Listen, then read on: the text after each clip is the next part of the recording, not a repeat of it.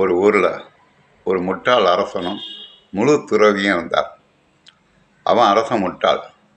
அந்த துறவி தான் ஊரில் உள்ள பிரச்சனையெல்லாம் தீர்த்து வச்சார். எந்த ஒரு பஞ்சாயத்து பிரச்சனையாலும் இருந்தாலும் சரி, அல்லது உணவுக்கு ஏதாச்சும் பசி வந்தாலும் சரி, எல்லாத்தையும் இந்த துறவி தான் தீர்த்து வச்சார். அரசனை விட துறவிக்கு மதிப்பு இருந்தது. அரசன் ஒரு ஆலமரத்தில் உட்காந்து பஞ்சாயத்து சொல்லுவான், எல்லாத்திற்கும் சொல்லுவான். ஒரு படி முந்திரி பருப்பு நெய்யில் போட்டு வறுத்த முந்திரி பருப்பு மிளகுத்தூள் போட்டு அரசனும் அமைச்சரும் வந்து உட்காந்துருப்பாங்க ஆலமரத்தில். ஞாயிற்றுக்கிழமை பஞ்சாயத்து, எந்த பஞ்சாயத்தாக இருந்தால். ஆனால் ஒன்று கூட வராது. அந்த படி முந்திரி பருப்பை திங்கிற வரைக்கும் ஒன்று ஒன்றா இருப்பாங்க. ஒருத்தரம் வரலன்னா போயிடுவாங்க. இப்படியே இருந்தது. அதே ஊரில் ஒரு திண்ணை தூங்கி ஒருத்தன் தான். அதாவது நல்லா சாப்பிடுவான், எந்த வேலைக்கும் போக மாட்டான், படுத்து தூங்குவான். இப்படியே இருந்துக்கிட்டு இருந்தான். நல்லா உடம்பு பெருத்து அங்கேயே படுத்து சாறு போனாலும் அந்த சைடாக எதுவும் வச்சுருந்தா பிடிக்க சொல்லிட்டு அங்கேயே படுத்து கிடப்பான். அரசர் உட்காந்து ஞாயிற்றுக்கிழமை இருக்கார். திடீர்னு ஒருத்தன் ஒடியாந்தான். கால் உடஞ்சி போய் ரத்தம் ஊற்றுது. அரசே, என் கால் உடஞ்சி போயிட்டு பாருங்கண்ணா.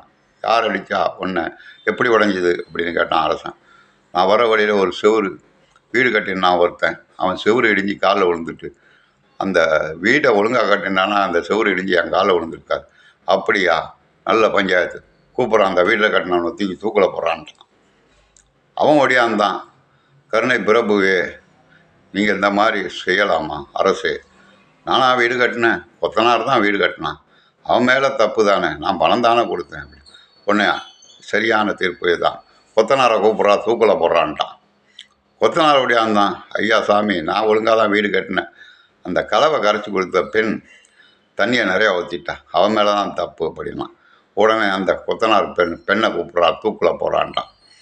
சரி, நான் அவளை தூக்கில் போட போனாலும் தூக்கு கயிறு ரெடியாச்சு. சொல்லிவிட்டு அரசர் சபைக்கு போயிட்டார். அரசர் திருப்பி போனாலும் நைட்டு அந்த புறத்துக்கு அரசனை கூப்பிட்டு, அரசே, தூக்கு கயிறுலாம் ரெடி பண்ணிட்டான், அவள் கழுத்து சின்னதாக இருக்குது, என்ன பண்ணணும்னு தெரியலை அப்படின்னு சொன்னான். இது கூட அறிவில்லையா? கழுத்து பெருசாகவன் இருக்கானா, அவனை தூக்கில் போகிறான்ட்டான். இந்த திண்ணத்தூங்கி பயில இருந்தாலும் அவன் கழுத்து சரியாக இருந்தது, அவனை தூக்கில் போடப்பட்டானோ. அவன் துறவிகிட்ட ஓடினான். ஐயா, என்னை எப்படியாச்சும் காப்பாற்றுங்கன்னு. துறவி உடனே வந்தார் தூக்கு போகிற இடத்துக்கு. அரசே, இவனுக்கு தூக்கு போடாங்க, எனக்கு போடுங்க என்னார். ஏன் இந்த நேரத்தில் எனக்கு போட சொல்கிறான்? இந்த நேரத்தில் ஒரு நல்ல நாள், 1000 வருஷத்துக்கு ஒரு நாள் இந்த மாதிரி தோன்றும். இதில் எவன் இறக்குறானோ அவன் இந்திரனுக்கு அரசனாக போயிடுவான், இந்திரனாக போயிடுவான். அவன் கூட மந்திரி இருந்தான்னா அவன் அமைச்சராக போடுவான். ஓஹோ, இந்த ரகசியத்தை நீ எனக்கு சொல்லலையா? அப்படின்னா அவனை விடு, எனக்கு தூக்க போடு அப்படின்னுட்டான் அரசன்.